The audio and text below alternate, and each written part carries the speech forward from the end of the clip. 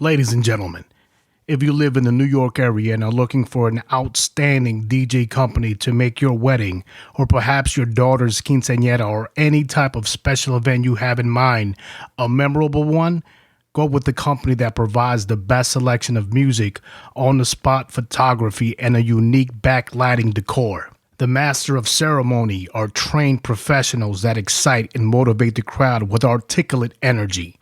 You don't want someone dressed like a ham and egger, do you? Looking like Bert and Ernie from Sesame Street. Of course not. The MC and DJs perform in classy attire, providing a level of elegance and professionalism for your special event.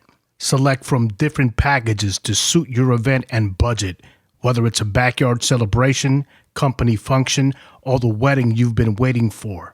Let DJ Don Q's services play the memories that you will cherish forever. Meet and plan your custom event with the man himself, DJ Don Q.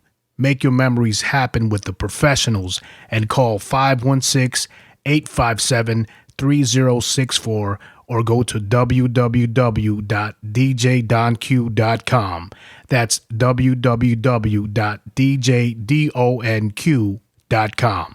You can hear this podcast and all other chapters on iTunes, Stitcher, Google Play, and YouTube.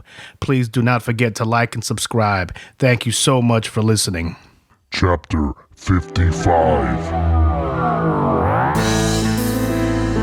You are now listening to the Chapter of the Architect with DJ Architect.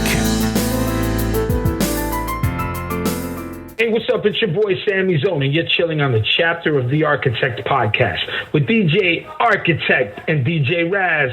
So keep it locked, mi gente. What's going on, my peoples in the place to be? This is your homeboy DJ Architect. Want to welcome you guys to another Chapter of the Architect, Chapter 55. Once again, I have my guest co-host DJ Raz in the place to be. Ladies and gentlemen, listen, it is our great pleasure to have today on the Chapter of the Architect Freestyle recording artist. Listen, he recorded Don't Turn Your Back on Me, Anything and Running Redux. Ladies and gentlemen, Mr. Sammy Zone. Sammy, how are you, brother? Hello, Sammy. Wow, what's up, guys? Wow, what is it? Wow, I like that introduction. That's hot. We try our best, my brother, here on the Chapter of the Architect. We try our best. Listen, Sammy, thank you so much for your time, and we have to give a big shout out to Mr. Peter Fontaine for making this connection happen. Thank you so much, Peter.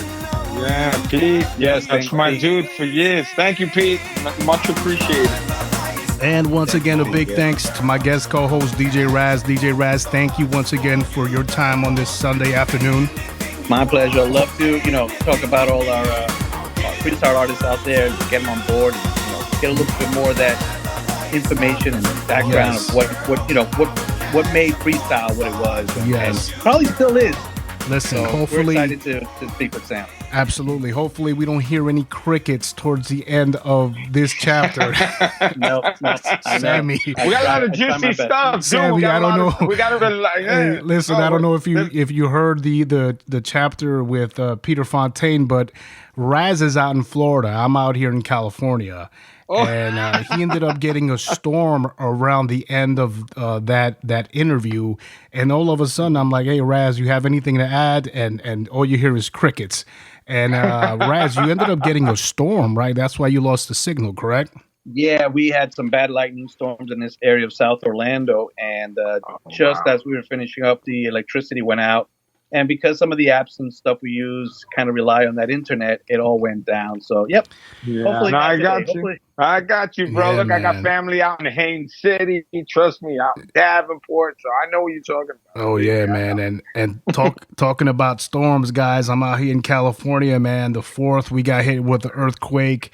Friday evening, my wife and I were watching Stranger Things on Netflix. The new season just came out. Oh, yeah. And it's like 8:30, man, and the end of the first episode happens, and it's like a soundtrack, and I'm like, man, that soundtrack is dope, man, because it's like a thundering type of like a bass, and also my wife looks at me and she goes, hey, the house is shaking. And I was like, what? I said, nah. And then she goes, look at the chandelier, and the chandelier is swinging, and I'm like, oh man, but it lasted for so long that I No. told my wife, I said, "Hey, let's get underneath the table because the longer it lasted, that the more the house started to shake." And we're like, "Holy crap, man!" We're underneath the table. Wow. I'm telling my wife, "We got to get out of California." I'm trying to call the dog underneath the table.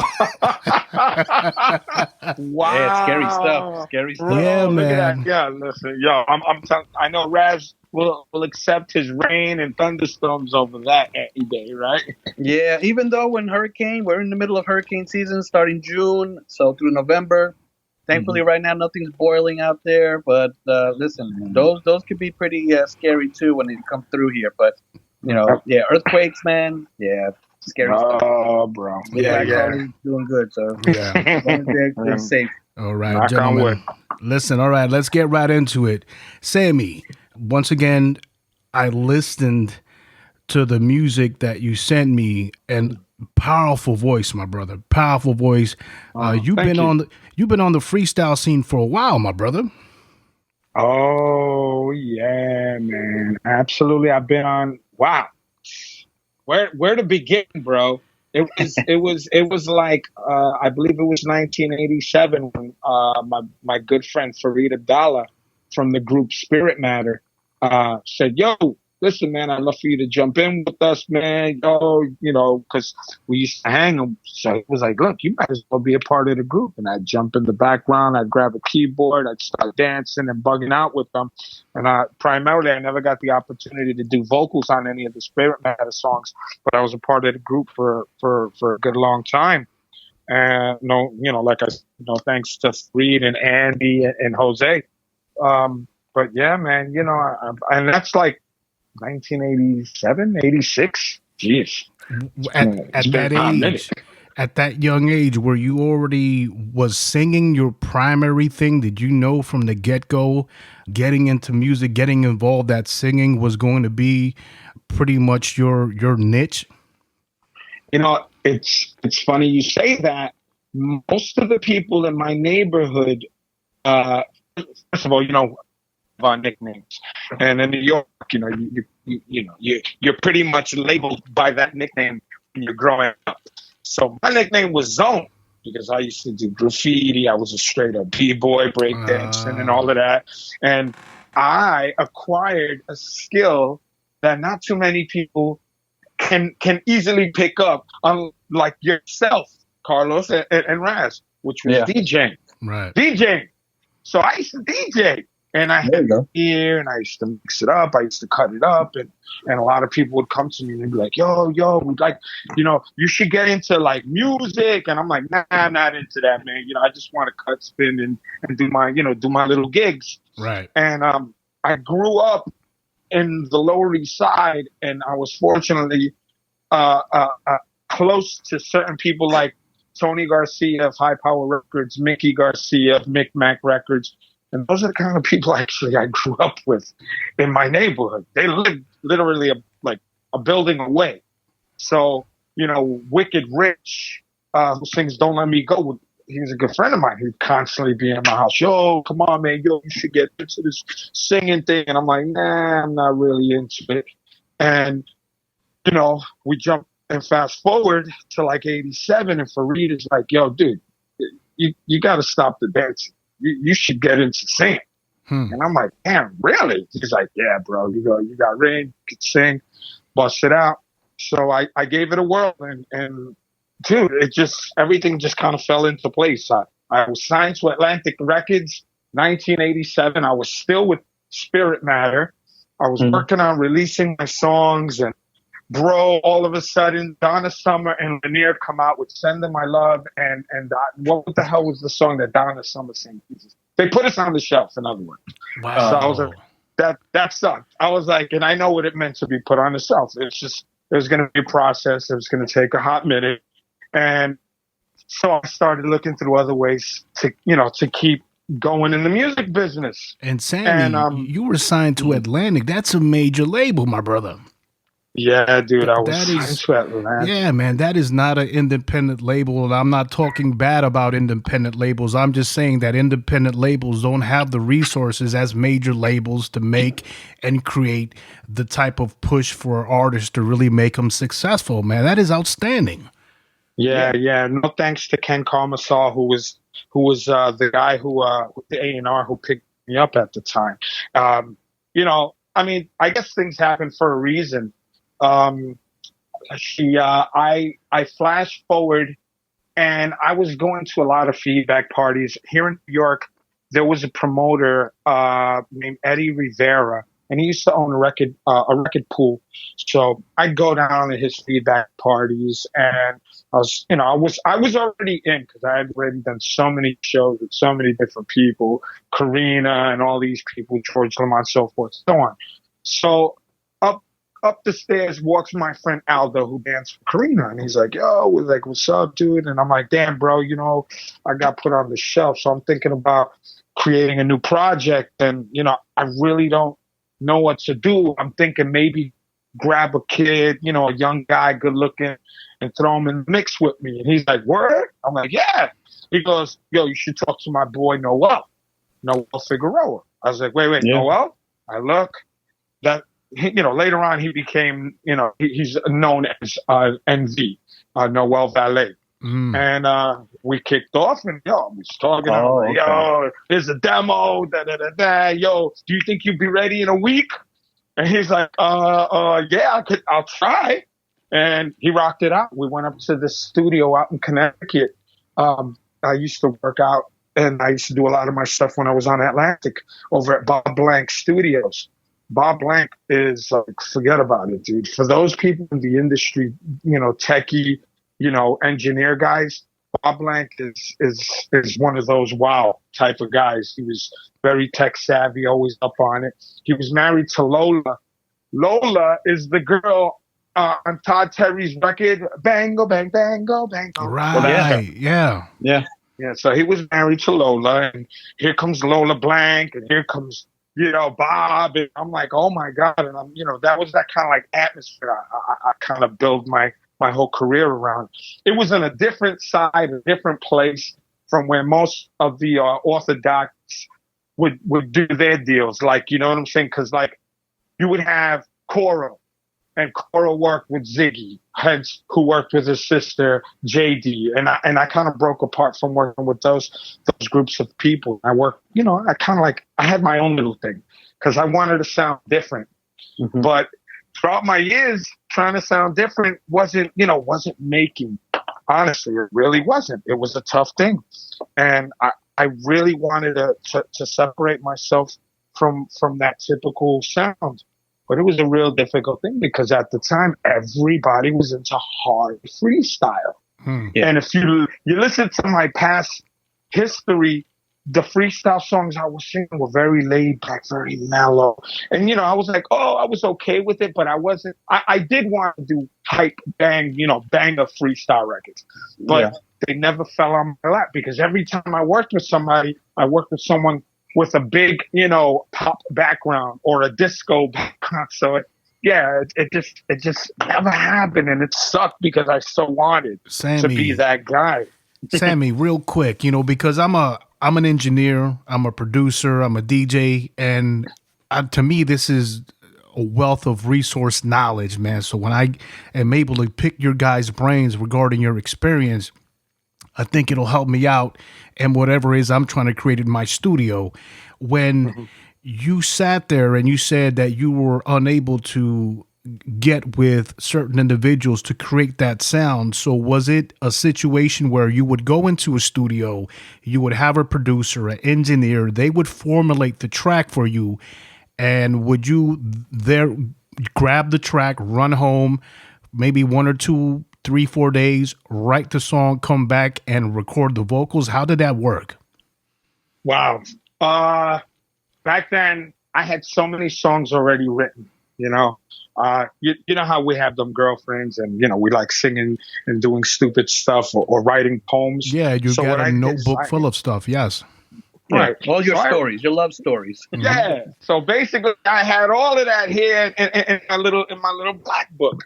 And, the way I kind of started it off was myself with the musical ear DJing. I would go into a studio and like I'll give you an example. Andy Marvel, who was an amazing keyboardist, I had opportunities to work with Andy. So I book Andy as the engineer and as the keyboardist, and I tell him this is what I'm looking for, and I dabble and play it, and then he finalize it, and then I say, look, I want the kick from It Must Be You, Tony Moran, and I want a nice big fat 808 kick, and and that's how I formulated a lot of the songs. And then walking around, shopping around, then, like producers, well, at that time it was Tony Garcia, who would hear the songs and he'd be like, damn, it's pretty good. Yo, look, we could redo it, and da-da-da-da. And, I was very, how can I say, I was very attached to my stuff because I had a vision for what I wanted. And when other people tend to step in and you have a vision of what you want, it tends to change. I agree. Now, it muddies the waters. I agree. Right. Yep. Yeah, I'm all for it if it's gonna really sound good. Yep. But if the song. Yep. Right. Yeah. But if it doesn't, bro, yeah, I'm kind of like I was a very I was very hard to work with young Sammy. It's like somebody's fucking your girl. And you're like, hey man, hold on a second. My woman is supposed to be touched in a certain way, and you fucking up the whole chemistry. Because that's the way I feel when I write songs. And the funny thing is, going back and Raz, I apologize. I'm gonna let you jump in here in a second, man. But I just feel, like, man, I got to get information out of this. So Sammy, like right now, I've just gotten back into production of freestyling and editing freestyling.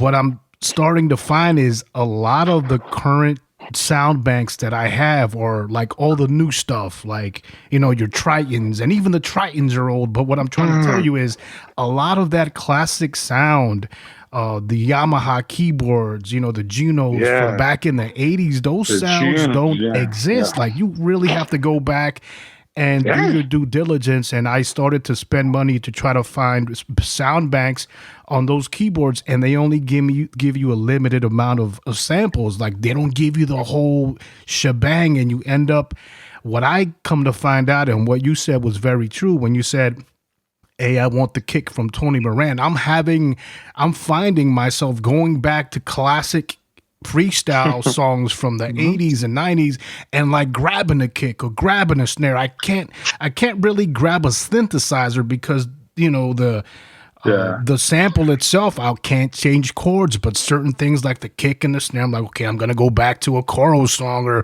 and utilize that kick. And it's so very true what you say, but it's unfortunate that those sounds you're not able to find anymore. Like an 808 you could always find, but a lot of the good classic synthesizer sounds, it's hard to find.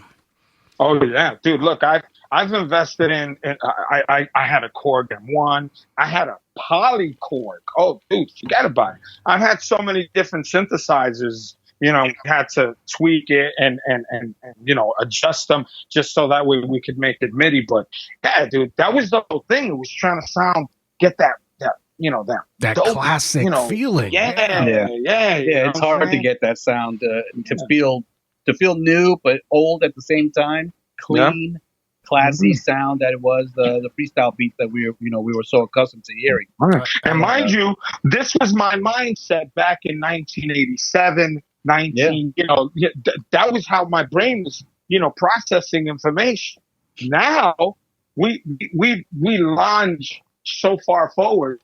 I sit in sessions with Carlos Barrios, and you have no idea what it's like. Amazing. Yeah, dude, it's like, oh my God, wow.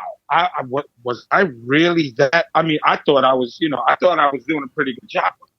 And the man has taught me so much, past. Well, we've been together, me and Barrios, act like we're married, right?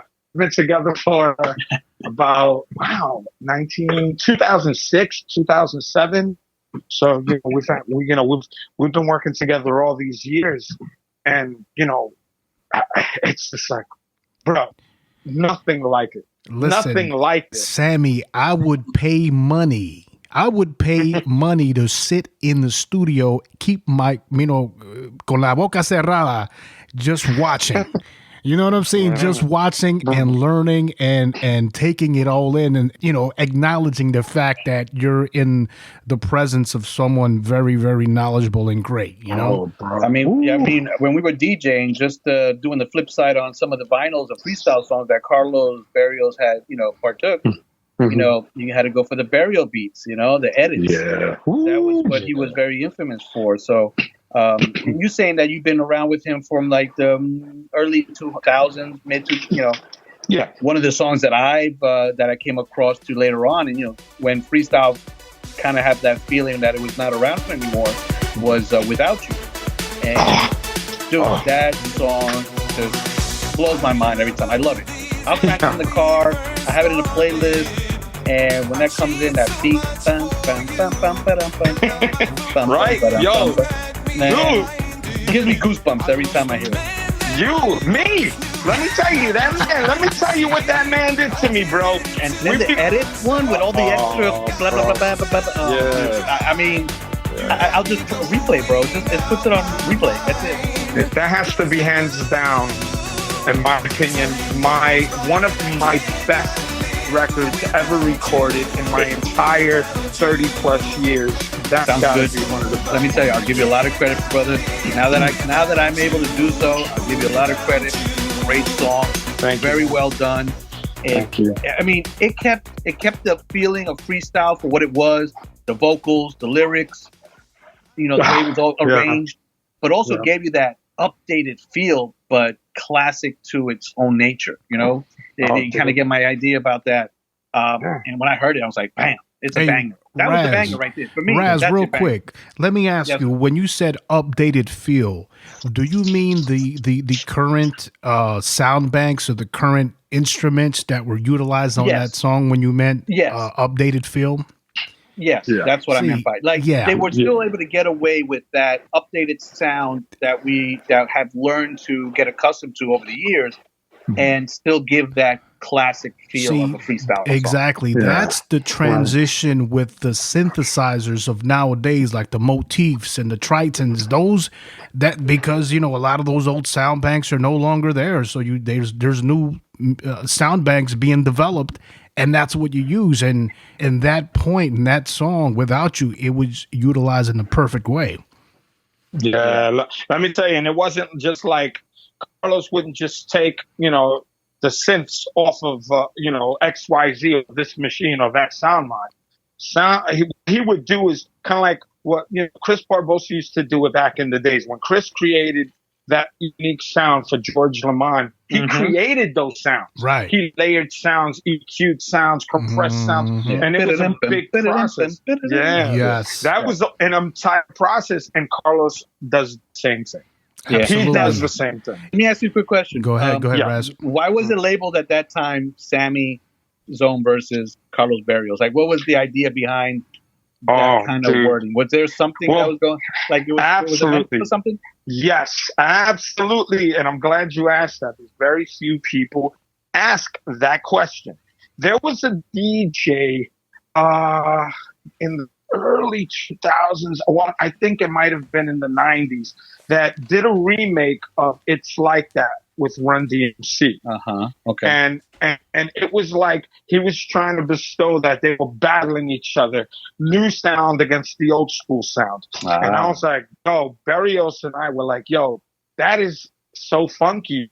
People are gonna wonder when they buy this record. It's like, do these two guys have beef? It's like, is it a diss record? I don't know what and people didn't understand. But that's what we were doing. We were trying to build, merge the two styles and the two sounds together to show that, this is what it is. It's the verses, and of course, marketing, of course, to try and entice people and get people to look at it in a different light. Because if you see a Sammy Zone record, that's cool. But when you see Carlos Barrios versus Sammy Zone, you're gonna be what like, happened here? Like, yeah, exactly. You're gonna who bumped into who and started the beef?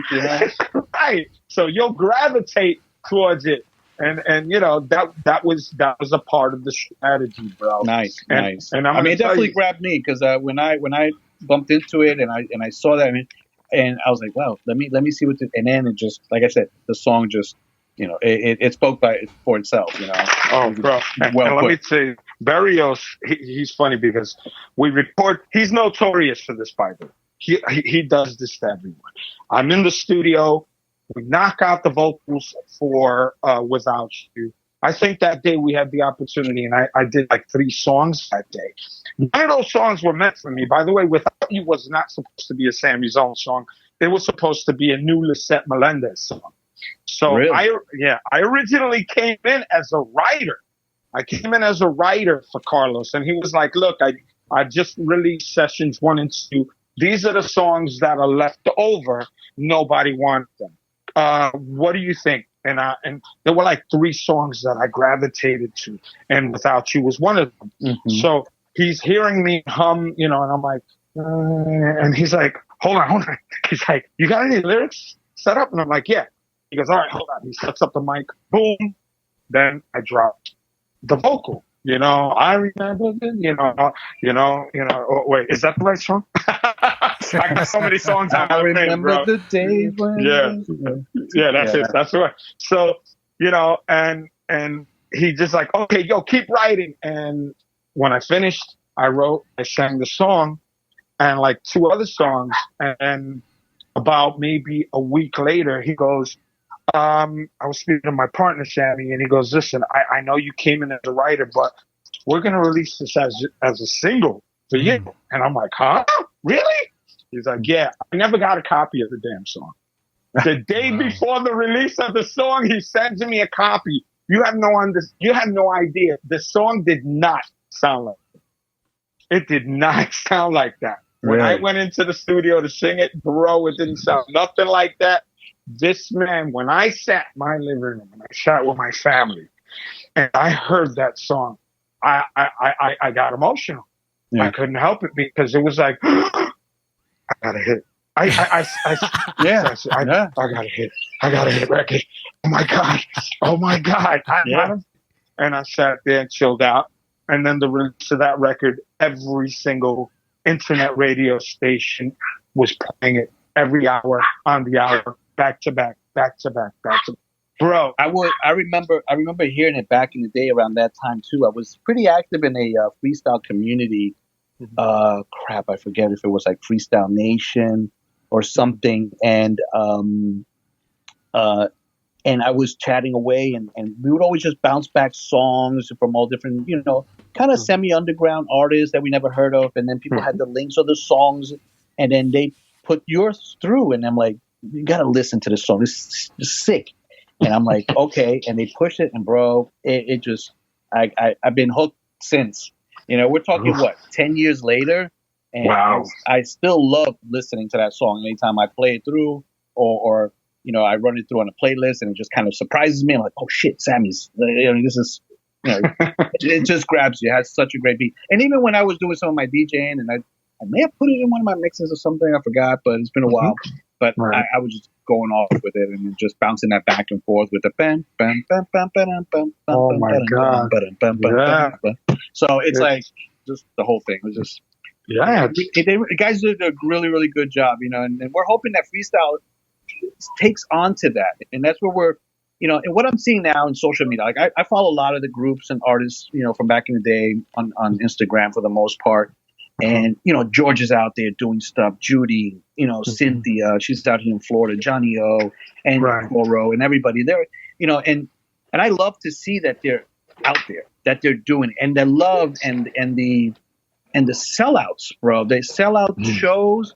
I mentioned this on the last show that we did with Peter, and they have a big cruise coming out of Florida, DK and them, and I'm gonna be there. So I'm supporting that. That's awesome.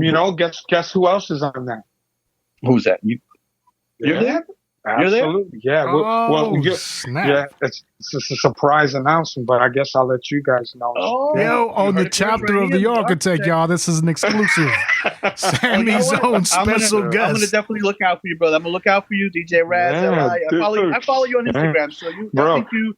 So when we get out there in February, we're gonna hook up with you and talk. Yeah, dude, it's gonna be. And thing is, I was one of the first artists to be put on that show, but we wanted to build more hype. And again, marketing. That's how you do it, bro.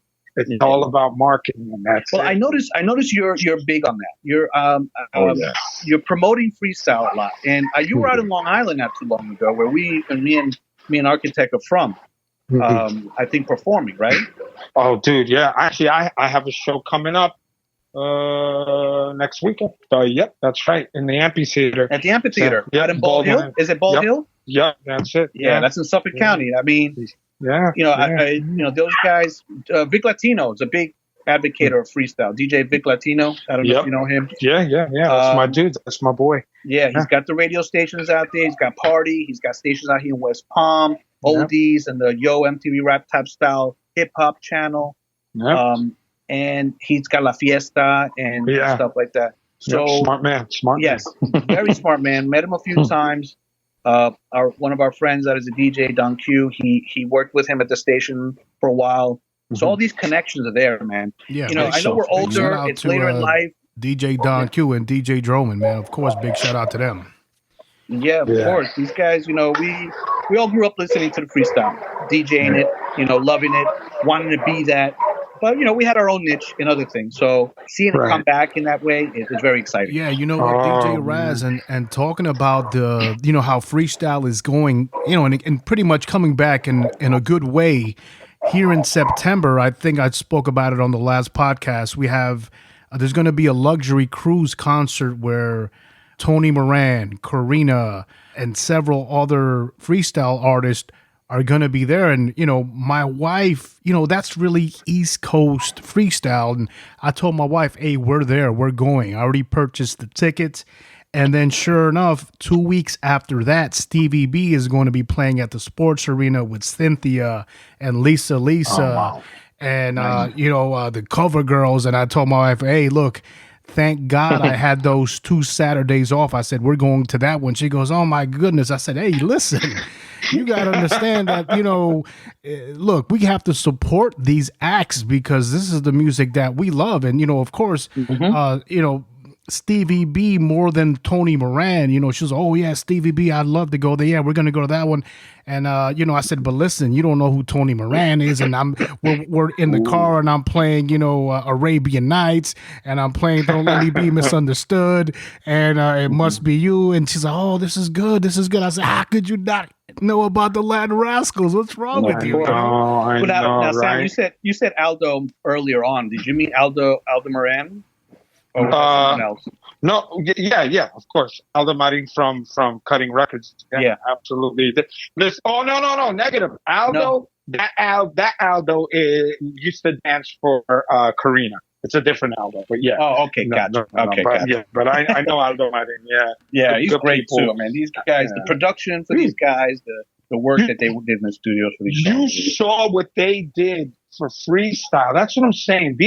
These are like the freestyle gods. When you say Chris Barbosa, Mark Leggett, Aldo and Armando Marin, you say Carlos Barrios, you say Omar Santana. These are people that they set this whole thing off, bro. This if it wouldn't be where it's at if it wasn't for these individuals. I mean, they're the ones that they're the forefathers of everything. They laid the foundation, they laid the ground that every artist kind of follow through. Hey, I've been lucky. As well as Andy Panda and of course, and Joey Gardner and all these guys. Yeah, those are greats, dude. Those are greats. I've been so fortunate where there was a show I did about 2 weeks ago out in Jersey, and in this club called Adelphia. So I get a call from Stevie B, and Stevie's like, Sammy, bro, you got to do me a favor. I need you to rock out with me on this show.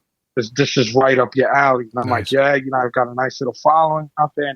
And, Stevie's a great dude, man. He treated me with a lot of love and respect. My boy from South Jersey was over there. Oh, because he was snapping it. Yeah, I remember that show. I saw some of it. Yeah, it was great. And Stevie came in later, right? Yeah, I'm gonna tell you, there's I don't candy coat stuff. So the whole left side, the whole left channel blew out in the club. So the monitors blew, or they were flickering on and off. Dude, and I do a live set. I'm singing everything live. Yeah, So it's kind of like, oh my God. Thank God I had my guitarist, and he comes out with me when we do the redux. And he was out there, and thank God he came in the nick of time because, bro, woo, I couldn't hear nothing. You wouldn't I be would able have to been hear singing off nothing. key. Yeah, man. Yeah, dude. I was like, forget it, Stevie. And I go tell Stevie, and I said, Stevie, watch it. He goes, I got this. He comes back. He goes, damn, you wasn't lying. I couldn't hear shit. Yo, Man. hey, he's like he's like a blind man walking in the dark, man.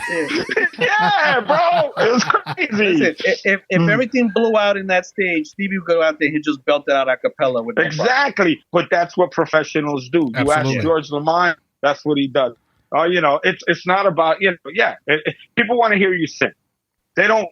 If you went to a club, you know, just to hear a song, that's one thing, and that's called karaoke. You got somebody standing up there, right. you know what I'm saying. There's You're a big difference. You're right. You got real singers, and then you got, you know, performers, and I try to, you know, bring both to the table. But yeah. Hey, Sammy, you know, real quick. honestly.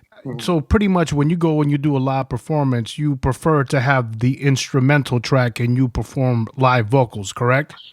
Absolutely. But I'm going to tell you what I do is I look at the club and I analyze the system and I say to myself, oh boy, this is going to be a shit show. So I bring 2 show tapes. I'll bring a show tape that has just harmonies, backgrounds, and choruses, because that's what most of us do. Yeah, you do your lead. Right. You do your leads. Yes. Or I'll look at the system and I'll be like, oh my God, there's no monitors, there's nothing. The second show tape would have a very low vocal in the background, just to help, because I can't hear myself. It's just a little masking. It's just a masking of the lead, so that way you kind of have to like fall behind. Song is still going. Absolutely, man. You took my next question right out of my mouth, because I was going to ask, you know, do you have the verse out and then the chorus and then just some background, you know, harmonization? But hey, man, that's perfect. That makes perfect sense. You have, you know, role A and a role B depending on the quality of the sound system, right? Right, absolutely. And remember, there's some artists that aren't fortunate enough to have instrumentals. They sing over their track. Yeah. But you could tell when an artist is singing over his voice. Yeah. You're either going to sound really good, or you're going to be like, oh, wow.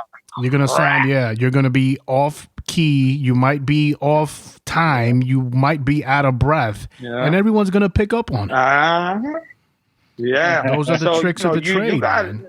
Absolutely. Yeah, you got to know, man. You got to go in there ready to rock out. But, you know, I try to train myself to the point where it's like, yo, I got this. No matter what, I just want to give the best show, you know, for the crowd. But I sing live, baby. I take pride in that every day, all day. My man. I have and Sammy, you have a powerful voice too, man. Very powerful voice.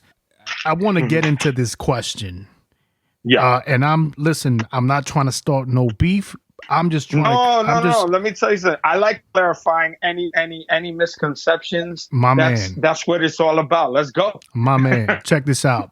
I'm just stating, or should I say, I'm just relaying from what I'm hearing from other artists and things behind the scenes, right? Now, listen, how is your relationship with Tony Garcia and with the record label as itself? Because, listen, before you answer, I got to tell you, you know, Tony Garcia doesn't have the best reputation when it comes to business dealings.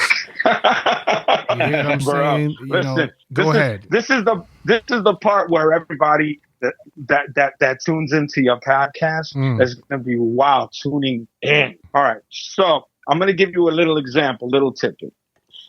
I'm in federal court. Hey, real quick before we even get into it, so Tony Garcia was the owner of High Power Records, correct? That is correct. All right, so this is who we're talking to.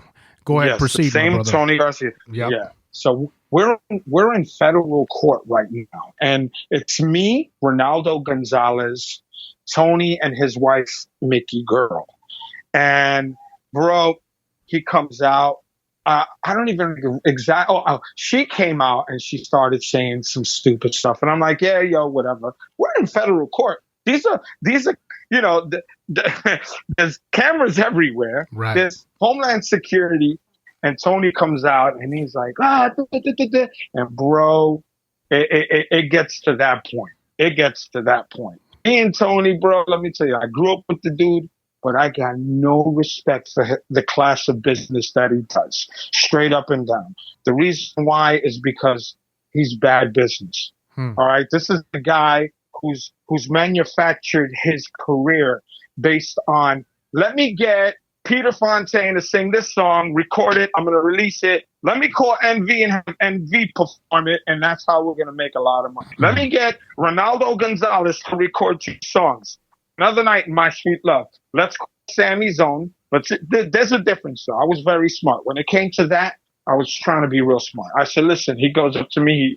He throws this opportunity. I says, well, I want to get paid for every song that I sing. It's like a John Minnis. I'm not too sure if you guys are familiar with John Minnis. John Minnis is the guy who was paid for hire to sing Diamond Girl. And then Nice and Wild went out and they would perform it. With respects to David Torres, who sang and did the Spanish parts and owns the trademark. Really? But, okay. So right. that's a little insight, because I wasn't aware of that. Yeah, John Minnis is the guy who actually sang the song. And David Torres did Diamond Girl to my sentir. Yeah. Okay. All right, so that's David Torres. So they're the 2 vocalists on the song, but David Torres owns the trademark to the name Nice and Wild. Nice and Wild. Which is why you see he's able to go out there and he's able to do it legally. And also he's a part of the David of Nice and Wild. He doesn't go as Nice and Wild. He goes David as Nice and Wild. Okay. Right, correct. So now you have Tony Garcia, who likes to go and manipulate and play with the fans, which is not fair. Ronaldo Gonzalez is an artist who came to the company, recorded 2 songs. Another night, My Sweet Love. So Ray did not want to stay on the label. It just wasn't working out. So he wanted a release. He got a release. Tony comes up to me and he says, listen, bro, we got a really hot record, big name. It's in demand. I know you're the only one I know could probably pull it off. Will you be able to sing all these songs and put together an album? I said, yeah, I could do it, but I ain't going to be the guy. I'm not going to be Ronaldo Gonzalez. That's not going to be me, bro. I says, I'll sing all the songs, but I want to get paid for every song I sing. And it's got to be under your name. Absolutely. Yeah. I says, if I'm going to release something, it's got to be a Sammy Zone record. Now, if you're going to pay me to sing someone's song, I mean, I don't care, bro. You do whatever you want to do, as long as you don't go around saying that I'm Ronaldo, so forth and so on. See, remember, I told you in the beginning, him and I would bump heads because I was always attached to my work. So me and him were cool as friends, but when it came to business. I wasn't having it, bro. So I go in and I sing the album. And then he changes and he puts it, instead of Ronaldo, he put Ronald-O. Okay. I don't get it. He put that crazy body, cut the head off, because apparently, of course, he was getting a whole bunch of guys to sing over our voices. And for years, this was his motif. This was his MO, bro. Like I said, he did it to Peter. He did it to me. He did it to Ray. I mean, and that's disgusting. It's horrible because it discredits the work of the actual artist. And it also causes conflict between artists, because here you have Peter Fontaine, who sings just like the woman and the way she looks at me. And then you have Tony Garcia re-releasing it under NV's name. Yeah, we got into that. We were like, what the hell happened here? Like, why was that so? Listen, I know people make mistakes. I'm the first to admit it. I think that was one of the biggest mistakes of my career, was doing that album, putting my voice on someone's name. It just doesn't work. And when you're young, you're hungry. We get it. That's what happens. You get enticed. You get pulled in, bro. But you know saw the opportunities that you probably would have missed. Right. And look, and not for nothing, I've been to Brazil twice, bro. I've been to South America twice. The last time I was there, bro, I was there for a month. I was there with NV. I had, and again, it was. I told Tony, I says, I'll sing the songs I sang on the album. But I'm not going to go on that stage saying my name is Ronaldo. I says, I'm Sammy Zone, bro. Let's make sure that you understand that. I'm not going to sign nothing that says Ronaldo. I'm going to sign my name, Sammy Zone, and that's how it's going to be. And me and him would always clash because of that. Sammy. You know, Sammy, man, that's a very cheese dick way of making and conducting business. Very no frills. Very, you know, not the top notch, but very C-class type of business dealing where it creates confusion in the audience. Because us as DJs, we were like, yo, how many Ronaldos and what the hell's going on with Peter Fontaine and NV singing? You know, what the hell? Yeah, it creates a confusion. I know the original Ronaldo Another Night. I know how it sounds. Ray Gonzalez, you know that. Let me tell you something. That's my boy. That is my friend. He's the kind of guy that tries to, you know, cause friction and conflict between people, and I ain't with that, man. I'm just not with that. Listen, I can't. The way he conducted business, formulated, factory fabricated, and that's the difference between a label like High Powered and a label like, you know, Fever. You know, Fever cutting. Yes, or Cutting Records, or you know, or Tommy Boy. All Tommy these, Boy, exactly. Like, bro, he put himself in the grave by conducting business that way. You were not going to be successful. That's not even the top of what's going on this mountain of shit. So he is so hard up for money. What he does is he'll take the artist's name, remove their name, and put the artist as himself. Tony Garcia is not the fucking artist to these songs. He can kiss my ass. And that, I stand by it. You don't like it, Tony, you can kiss my ass. Because you're not the artist for any of my songs. You're not the artist for the songs I sang on the Ronaldo album. You might own the name, Ronaldo-O, but you do not own my voice, bro. That's me, man. And you ain't gonna say you sang "Don't Turn Your Back on Me," "One More Chance," "Broken Promises," "Palante," "Puerto Rico." Bro, you could kiss my Puerto Rican nalgas straight up and down because that's me. That's me, man. Sammy, check this out. And Raz, you can attest, man. If you go on YouTube and you type in "Just Like the Wind," you'll get several different versions of the song. One of them will be a thumbnail with Tony Garcia on the front of the thumbnail. And I'm thinking to myself, you didn't perform the song? You know, you didn't put why is your face on the thumbnail, dude? I mean, like you yourself sabotaged your record label by conducting business in such manner, man. Unnecessary. I mean, listen, none of us will ever go back. None of us will ever work with him, do a show with him. None of us. Susie, Sammy, and Ray, Peter. Dude, yo, he pulled me. Check this out. On that Ronaldo album, by the way, that I was, that I sang, a song had come up. All right, originally by Eden, handed to Big Mama Duke, handed to me. So I retweak it, rewrite it. The song happens to be "Take Me in Your Arms." Yo, he takes me off of the writer's credit, bro. He tries to discredit me as an artist and a writer. He robbed me of money. And see, I'm not going to be afraid to say that because I'm fighting him right now in federal court. Right. And it's a fact. But you know what? He ain't got a pot to piss in. I know this is all in vain because he ain't got no money. So, but it's the principle of everything. It's the principle of everything. Why would you do that, bro? Why would you try to discredit me? Don't act like you don't know. Come on, you fool. Wake up, man. Yeah, he was one of the reasons why the demise of Freestyle had come sooner than later because of that. He was already in business to do bad business. Let me tell you something. Yo apoya a todos los cantantes que whenever they come out new records and it's quality and it's good, I'm the first to be the cheerleading section. I'm the first to help you promote or help you get on a show. Yeah. Because your success is my success. Yes. Bro. It's the genre success. So it would behoove everyone in line, cohorts, to push that artist because it's going to benefit you. Right. It's like, remember, keyword, it has to be quality. Absolutely. I won't. Yeah, I'm not gonna stand behind a record because you're my friend.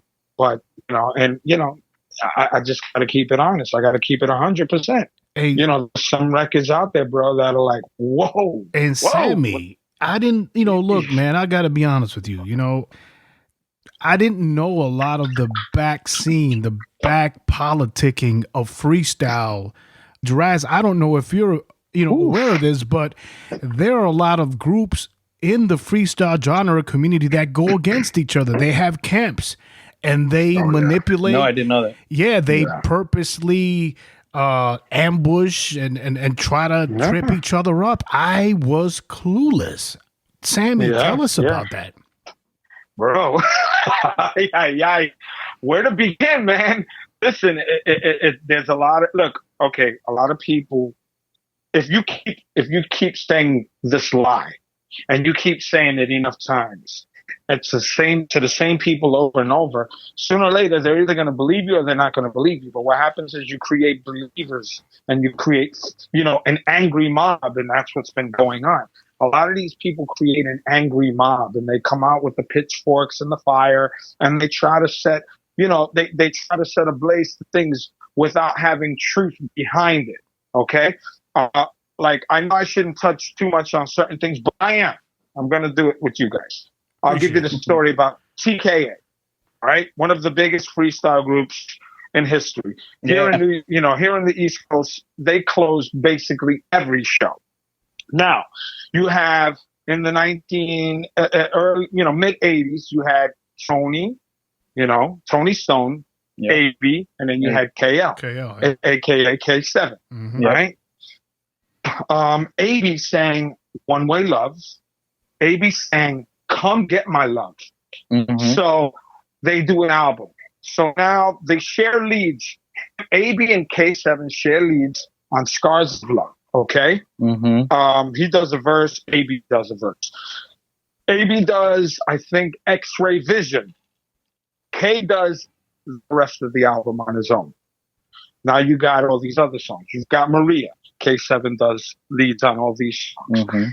I'm going to give you an average out of 100% of the songs, K did about maybe 95% of the leads. Yeah, he was a voice. I mean, I give credit to him for the voice for the most part. That's the way I look at it as a fan of the group. Right. So, you flash forward and you have Tony who decides to come back with AB and Angel. Now, listen, I'm gonna call a spade a spade. What song do you remember Angel singing? None. I don't. Okay, exactly, because background. He was the background dancer, maybe background, lip singer. But and this is me calling a spade a spade. Bro, you didn't sing anything, so don't try and take credit for the work of Tony, AB, and K.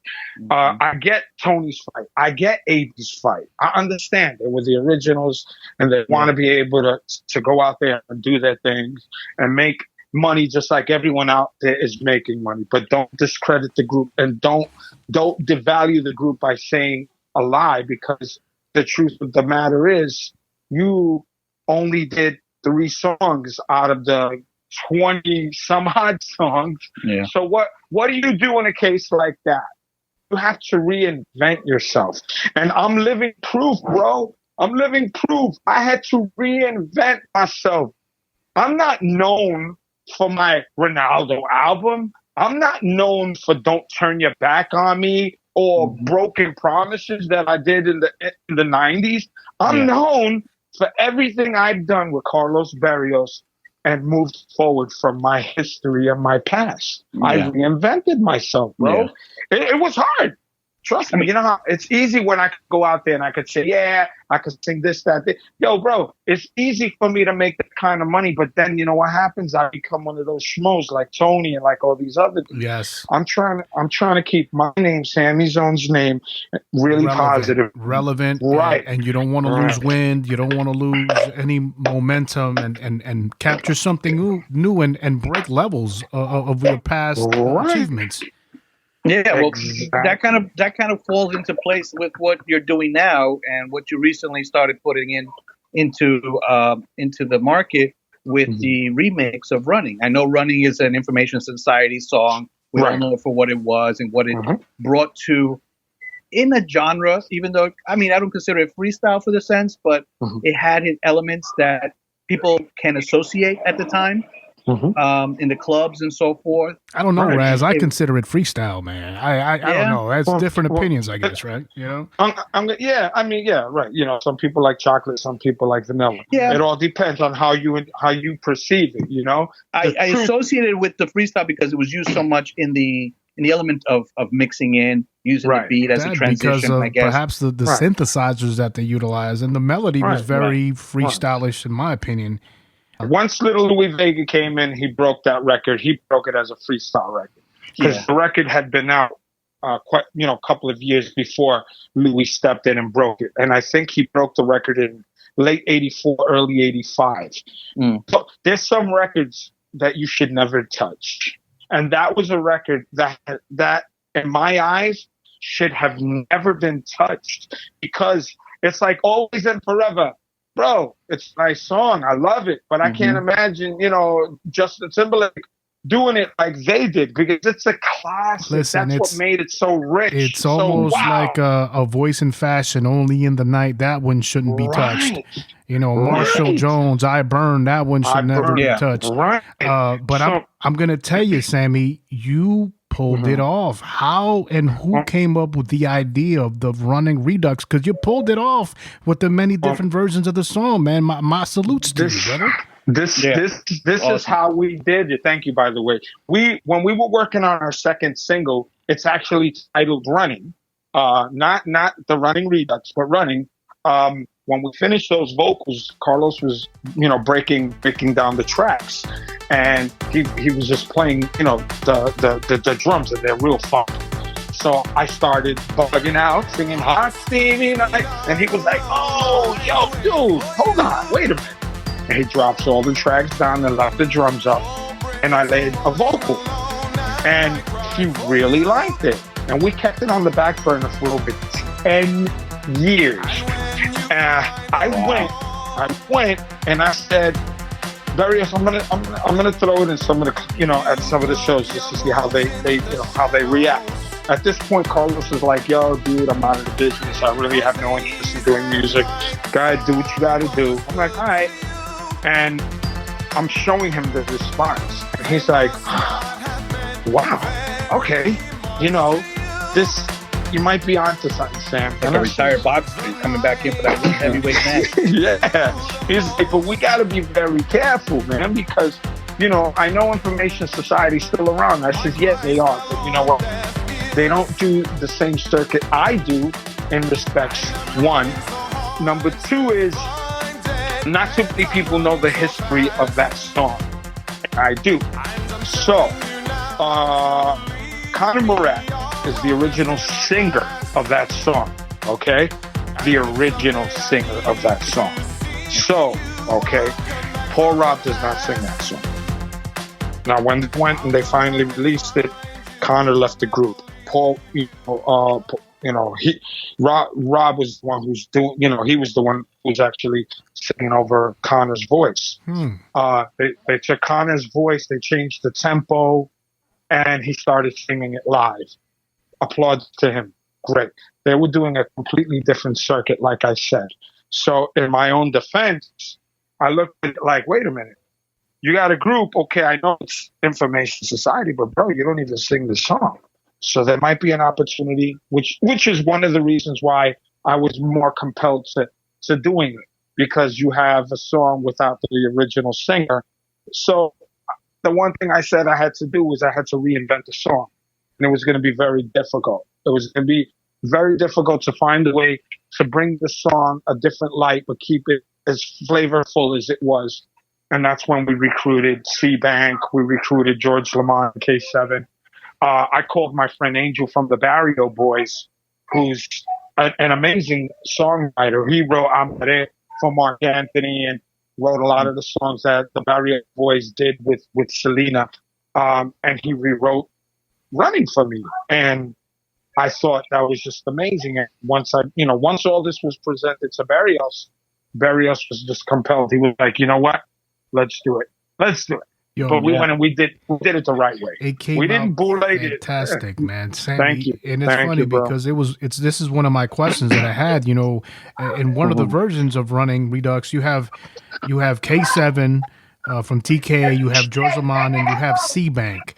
How was it working with them? What type of situation did you have? Were you guys in the studio in one particular week or day, or were they sending files back and forth? How'd that work out, man?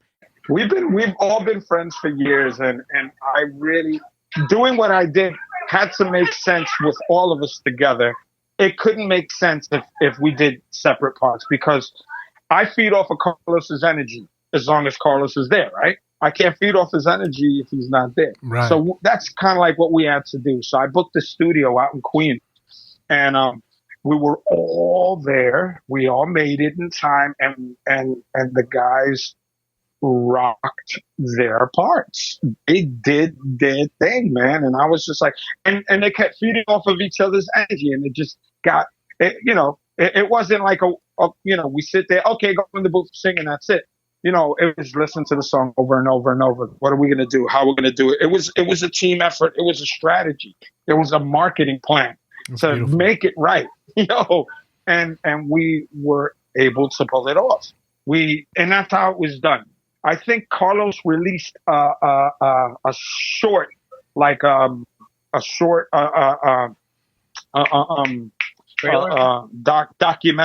Oh, a documentary, sorry. Based on the making of the Running Redux. Hey, and you'll see Sammy, how can we find that, man? I'd love to watch that. Yeah, it's on YouTube. All you got to do is type in the making of Running Redux, and you'll see it, dude. Man. Yeah, it's on Vimeo, it's on YouTube, it's on Vimeo, it's on all of that. Yeah.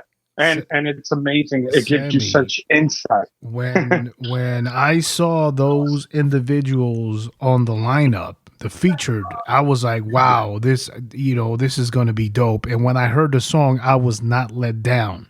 It was freestyle from the past, fast forwarded with a fresh new sound and a fresh new version of the song. And I'm going to tell you, man, you pulled it off. You guys really pulled it off on a classic. Oh, man. Yeah. Now, if you ask me to do something like that again, I would definitely. Yeah, I don't think I'd be doing it again, but yeah, dude, it was just right timing, right place, right people. That's basically what it was all about. It was all about happy, because I'm going to tell you, I love the record, but I don't think I could remake. And to be quite honest, I don't want to be the king of the remakes. That's another. Hey, my man, smart, because you tip your toe too many times inside the lake, man, you're just going to get bitten off by a crocodile or something, right? Yeah. You're absolutely right, because people will put you in a genre and say, okay, well, he's getting big based off of redoing songs. You're absolutely right. You're absolutely right. Stereotyped, yeah. I'll be that typecast guy. Stereotype is Sammy Zone. He's there, Yeah. So I try to be very cautious, man. I don't know if you look at the track record that Carlos and I have. It's almost like we'll release a song like almost every 3 years. We really try to make sure that when we're putting something out, that we're giving the fans and everybody the best of what we could give them. We can't just. I'm not into the quantity. I'm into the quality. So I'd rather wait. Yeah, I'd rather wait 3-4 years to do it. Yes. I just got lucky right now, where Frank Reyes. I'm not too sure if you know who he is. Frank Reyes is let's go backwards. Frank Reyes wrote some of the biggest freestyle songs in this business, from groups from artists like Anne Marie to what's her name? Oh my God, Rihanna Page, Karina Lisette, Temptation, songs like that. A Day in Life and all of that. Oh yeah. He's written some of the biggest freestyle songs, and now Frank is a movie producer. He's produced and directed movies with John Leguizamo and a lot of big artists. Nice. Like Empire. Like Illegal Tender. So he's dabbled. Now he's into the film world. And you get a call from Frank Reyes, and he says, "Bro, you're killing it. I'm coming from California, and I'm gonna write you a freestyle song." And I'm like, "Are you serious?" Wow. Yeah. So I like, oh, I'm like, "Yo, are you pulling my leg?" And Wow. he's with Carlos, and he's like, "No, he's serious. Yo, he's coming. So get ready." And we just finished wrapping up, my new song, which should be out probably by the end of the summer. But this is something so big. You have no idea how big this is. This is huge. Wow. Really big. Excited. Yo, Wow. and I'm like, I feel like, wow, bro, you don't know. I'm taking it all in, but it is really, really something that I'm like, wow, I'm very fortunate. I'm lucky, and I'm gonna keep pushing. I'm gonna keep doing my stuff. I want to keep putting out quality. I want to give the best of the best to the people that really deserve it, and that's the fans of this music, man. They've been here for so long, man. They've been here around for about almost 35, 38 years. Yeah. And they deserve it. They deserve it, man. They deserve to get the best, and I want to be one of the guys that at least tries his best to give them that. It's just, I take pride in my work, man, and I feel like very blessed and fortunate that is going on. Sammy, do you plan on putting out a full album or perhaps an EP in the near future? Hopefully, I'm hoping that we can make it happen. I'm just like, but if it doesn't happen, it doesn't happen. It's okay. But I would love to. Thing is, that's a lot of work. Imagine how, just imagine, like I said, it takes me this long to release good songs. Yeah. I don't want to release a quick EP. Yeah, watered down music that's going to be lukewarm. I totally understand. You have to take your time with things. Yes. And I'm going to be quite honest with you. If you look at it from a business aspect, from a label or from a producer, point of view, it's not really. It's economically, it's not worth it, to be quite honest, because they look at it like, okay, we spend all this time, we took a hiatus working on this, and all of a sudden we're finally releasing all, like, whatever, 8 songs. Let's just say 8 songs. People are going to pick and choose. And what's going to happen is the songs will die within a year and a half's time. Right. And you're not going to really be able to get the best you can get out of each and every song. Me as an artist, I feel the same way. I'll be honest with you. I'd rather give everybody a song, every year and a half, 2 years, that's really rock solid, than give you an album or, and just an EP. have them bang out as singles. Yeah, I think it's a little smarter, because then that way I could have, Carlos could do dubs, he'll do an edit, and then boom, you have some real funky, rich sounding stuff for the DJs and then for the fans. And I was gonna ask you that too. Like, how do you feel about the 4 or 5 different versions of the song? Because that takes time as well. But it goes back to a classy feel with vinyl, where you would have like the acapellas and the dubs and the the percussions. That's all great. That was all part of a trait that the DJs appreciated. But I'm talking about 4 or 5 different versions of the song. How do you feel about that? Oh, dude, I think it's so important. I like, look at our track record. Without You had, I think, 8 or 9 mixes. Running had 4 mixes. Now the Running Redux has, I think, 10. It's so important. You want to give people a variety. The Lamond East one is really good. Yeah, dude. It's funny, bro. The Barrios beats edit is got to be one of my favorites. I like the Spanish because it gives it a little versatility. Oh, that was dope. Yes. Bro, not so many people realize that if they look at the song and they look at it as a whole, they're never going to think that a Latino would be able to sing that. And you give them you give them an opportunity to hear it in Spanish. They're like, wow, Sammy, oh my God. How difficult was it for you? Not just the translation, because in all honesty, when we translate words from English to Spanish, sometimes words fall into holes and it doesn't give us right. How difficult was it for you to translate it and then to sing it, bro? One of the hardest things to do is that. But I'm not trying to sound like I'm tooting my own horn, but this is why I asked a guy who has several platinum hits under his belt, Angel Ramirez, to do it for me. This is a guy that this is something that he does. This is what he's known, and he's had one of the biggest Spanish boy bands in all of Latin, of our Latin history in comparison to the Menudos. Right. So you want to do something right, you do it right. Don't half-ass it. You got to go in, balls to the wall, bro. Straight up. You got to pick the right crew. Smart. I'm not gonna call my aunt who knows how to speak Spanish and can interpret shit because she speaks Spanish. That just don't make it right. You know what I'm saying? Titi, I'm un favor, translate these lyrics for me real quick. I'll give you credits.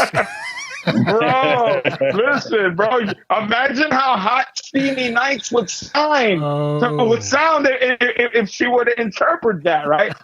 My Spanglish is not very good looking. ¿Verdad? Mira, una noche caliente con el culo sudado en la noche. Yeah, dude. So with him, I got perfection, bro. Nice. Estoy aquí pensando en mi amor por ti. Yeah. Bro. Yeah. How do you get Hot Steamy Nights Alone? I wait from you to that. It works. Yeah. It works. That's all it is. You just got to make it work. Yeah, man. And the he's a genius at what he does, bro. Yeah, man. So I mean, that was a very difficult. That was very, very, very difficult, to say the least. Man. One of the hardest things. Beyond hard because of the pronunciation. Growing up in New York, you learn to speak Spanglish. Yes. You forget about the R's and you put an L. So instead of saying amor, you'll say amor. With an L. Yeah. You know what I'm saying? And you chop it up, and it was really hard. Yo, Sammy, it's funny because I'm a Salvadorian, right? So our Spanish is even just a tad bit more malcriado, like very. You know what I mean? Like very straightforward. Like, you know what I mean? Damn, man, this guy's cursing and talking in plain Spanish. Like it's all good. So I totally understand, man. Go ahead, shoot off what questions you have on your paper, brother. Well, I mean, basically at this point we kind of hit a little bit of everything, but for the most part, like. At the time when you first started, we're not trying to backtrack to where we came from the show, but just quickly off the top of your head, like influences in your life as far as, keeping that motivation, keeping the mood of the music and the type of feel that you were trying to always come forth with. Like, who were those people that put forth that push? My musical influences, because not personal influence. We're all gonna say my aunt, my uncle, my mother, and that's a fact. But the musical influences that I had were, Blue Magic, the Shy Lights, the Delphonics. It goes even further than that. My learning how to harmonize, was listening to like Dion and some of his stuff, Dion and the Belmonts. Then, freestyle musical influences, hands down, were the Latin Rascals. Yes. Noel. Yes. And we all say the man's name, but it's just because he is the best vocalist we have, and that's George Lamond. I used to try to be so competitive with this guy, and it was so hard because he kept picking up the bar, bro. Yeah. And every time I felt I was getting in, I was like, all right, I got this, man. Oh, I'm gonna blow him away with this song, and next thing you know, boom. Let me say this real quick. It's funny, man, because yesterday I'm barbecuing. It's just me and my wife. and I'm barbecuing. I finished barbecuing. I got my beer in my hand. My wife comes out. She's relaxing. We're in the backyard, and we're listening to freestyle music. And then I start telling her, I said, look, I have who I consider two kings of freestyle. That's Stevie B and George Lamond. And I'm going to tell you why I think Stevie B is one, and that's because he writes and produces his songs, which is something very difficult to do. But the reason why I consider George Lamond is because no one else has such a wide range and a vocal power chord like him. So I consider both of these guys, kings of freestyle, and then he's our Mark Anthony of freestyle. Brother, and then I played her the George Lamond, Si Tu Te Vas, and she was blown away. Good song. And she was like, "Oh my goodness, badass. He is badass, and bro." And then I played her India Dancing on Fire, and then El Costumbre. You know what I mean? And she was like, "Oh my God, goodness, bro. Yeah, listen to that power. That's beauty. Yeah, no, absolutely. And I know I'm one of those guys that'll say this. I mean, of course, there's TKA, which was also influential, but with George. He was that guy that didn't just sing. He was a good looking guy, He goes on stage, sings live, and in our time, in our era, the guy was dancing, jumping around, flipping. I was like, bro, that was it. Loose touch days. Yeah, bro. Big to Kenny and Eddie. The guys were badass. Look at and how many people has this man directly influenced aside from myself? I'm almost sure I could say Frankie J. There are so many people that this man has truly influenced and made us want to step the game up. Louis Damon, George Anthony, all of us, bro. All of us. There's not too many people who could do what he's done and still do it flawlessly like he does. Yeah, we had the pleasure. We had the pleasure of bringing him on for a show at a local club back in Long Island in like 05, 06. And it was awesome. He did his salsa and his freestyle, which was like a bonus for us for that night. Look at that. Friends and family enjoyed it big time. Oh man, I'm telling you, at Tipo, he's a phenomenon, bro. He's a triple threat. He's a killer. He did a remake of Journey, Don't Stop Believing. He's got Si Tu Te Vas, the Spanish song. He's got some of the hottest freestyle songs. Hands down. I mean, as a friend, I admire him. As a father, I respect him.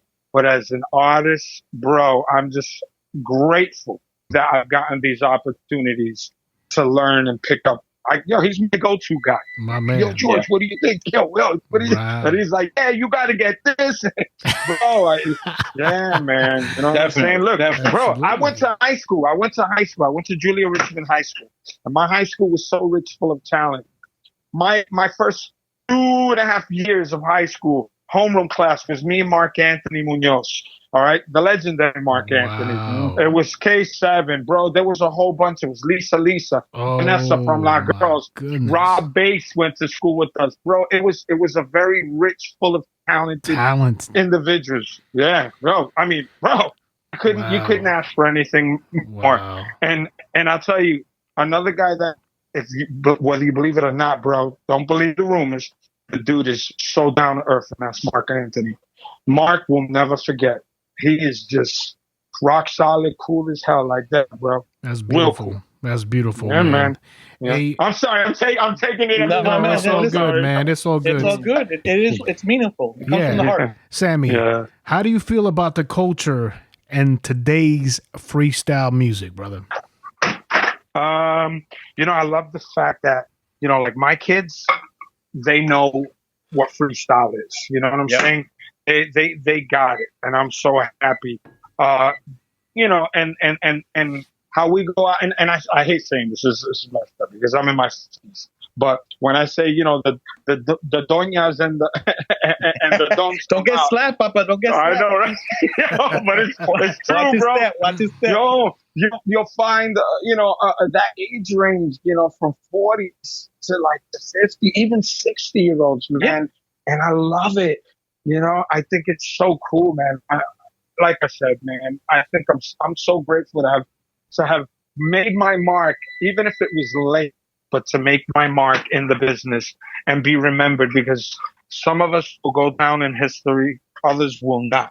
And I know, I'm not trying to, talk shit, but I know I'm going to go down in history as one of the artists to be remembered because of people like George and because of Kay, because of C-Bank, because of Lisette Melendez, because of Carlos Barrios, all the people that are in my inner circle, they're my people, man, and because of them, I know I'm going to be able to. Yeah. And dude, Sammy, you got to see us what? in the pig. I'm going to tell you something. They helped elevate you to become a better artist, and based off of that, you're going to be remembered. Yeah.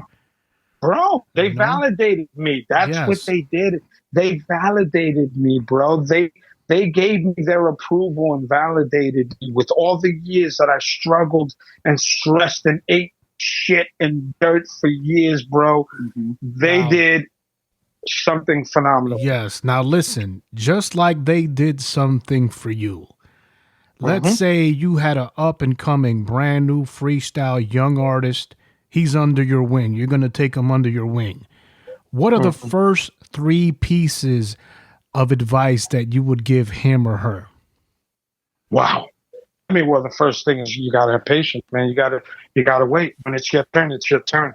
Yeah, it's not overnight. Right. Yeah, bro. There is no formula to the success. What I think might be fantastic and hot, others might not.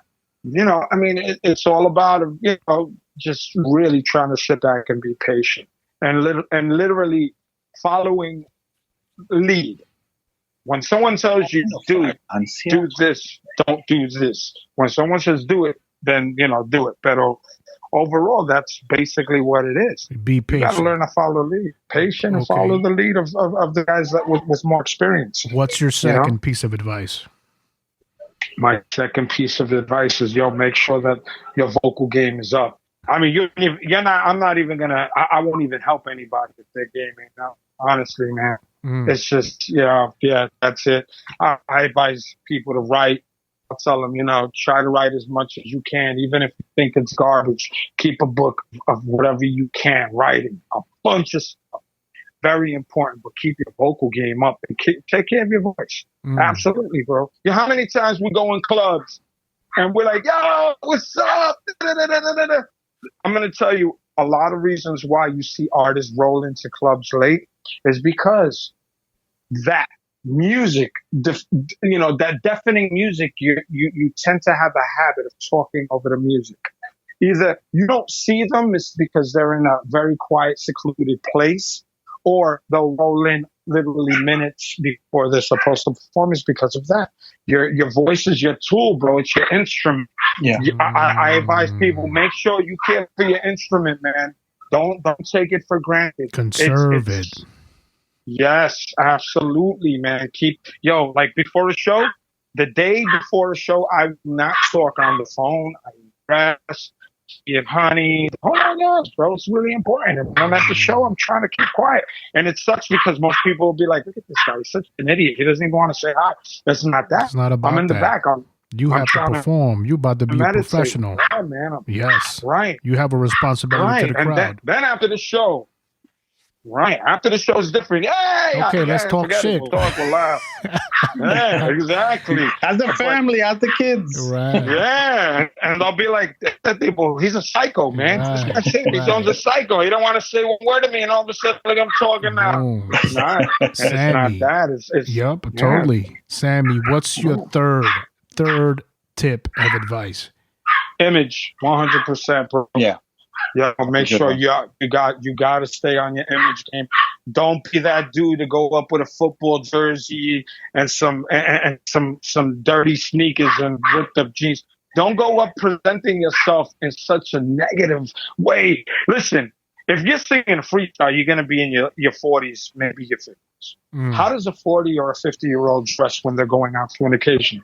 You dress to the gills. You dress to the max. Yeah. Maybe you're not a shirt and tie kind of guy, but you know what? You want to look clean and you want to look good. Make sure you keep a nice, clean image. You keep the suave look. Right, yeah. Nice, clean shoes. Suave got it down packed, brother. She's the freestyle gentleman, suit, tie all the time. Some of us don't do it. Pack ratter, man. He's a pack rat. Yeah. Look, you see George Lamond, same thing. You see K switches his outfit every week. I would love to see their wardrobe closet with all those jackets, those true crew jackets they be put together. Ridiculous when I see them. They only wear them once, and that's it. They never repeat them. Put them in auction, man. They'll make good money on it. That's what they're thinking about doing. But you see how important is that, the self-image? We understand some people have weight problems. Hey, we get it. But still, at least try and dress the part. Make clean shaven. Do what you got to do, but look right. Fresh haircut, smelling good, looking good. Yeah. Absolutely. Bro, don't be a sloppy dude and go up there drunk. Because don't be that artist. You know what I'm saying? DJ, oh my God. DJ Raz, one more question for Mr. Sammy Zone. Mm-hmm. Sammy, where do you see yourself now that things are kind of taking a different, turn for freestyle? Like, where do you see yourself, where freestyle's going in yourself with freestyle? Like, let's say in the next 5 to 10-ish years. Oh, wow. Well, I mean, if God blesses me and gives me that much, I'll do it as much as I can. Unfortunately, I've been afflicted with multiple sclerosis, and it makes it very difficult. Makes it very, very, very, very difficult.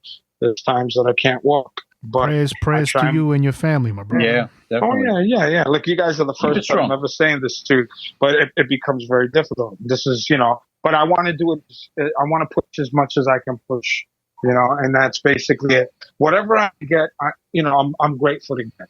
You know what I'm saying? I'm just glad to be a part of it. Like I say, listen, I'm on totem pole. I might be on the bottom looking up, but I'm on that damn totem pole. I'm really happy to be here.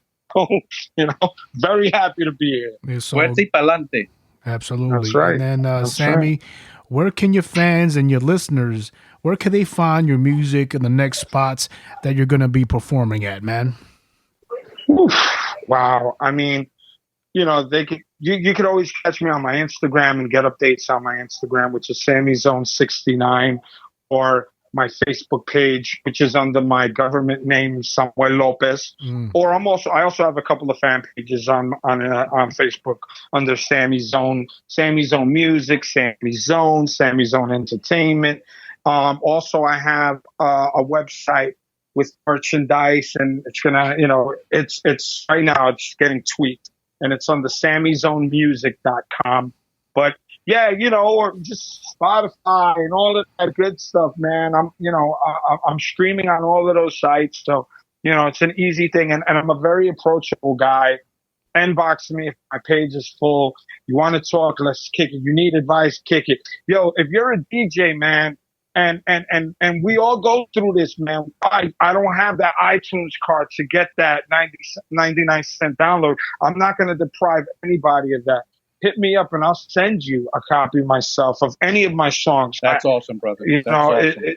I want to share in it, and that's basically, the way I am. I'm, like I said, very approachable. I appreciate that, Sammy. I was actually going to ask you, because I know you sent me a bunch of your catalog music, and I was going to ask you before I forward it, if I could forward it to my fellow DJs. Absolutely, 100%. And bro, that's about only half of it. My man, let me know when you're ready for the other half. Let me know. Hey, send me a text message. Hey, man, you got the rest there, Papa, and I'll check it out, man. But Sammy Zone, please, be my guest. Send it out. Listen, exposure is key. Yeah, absolutely. Thank you, man. Listen, for guest co-host DJ Raz, Sammy Zone, it's been a huge honor, a huge pleasure. Thank you for your time. Thank you for being so down to earth, and pretty much going into depth with the negatives and the positives from your experience and your freestyle career. Thank you so much for your time, my brother. No, thank you guys. I really appreciate you both. Forget it. Words cannot express. Thank you guys so much. And then all your listeners, man, you guys, these are the two right here, okay? Always show your support and your love for them, man, because they're bringing you the best of the best whenever they can. So, ya tu sabes, mi gente. All right, ladies and gentlemen, this has been the Chapter of the Architect, Chapter 55 with Sammy Zone, DG Architect guest co-host Raz. We are out. DJ Architect.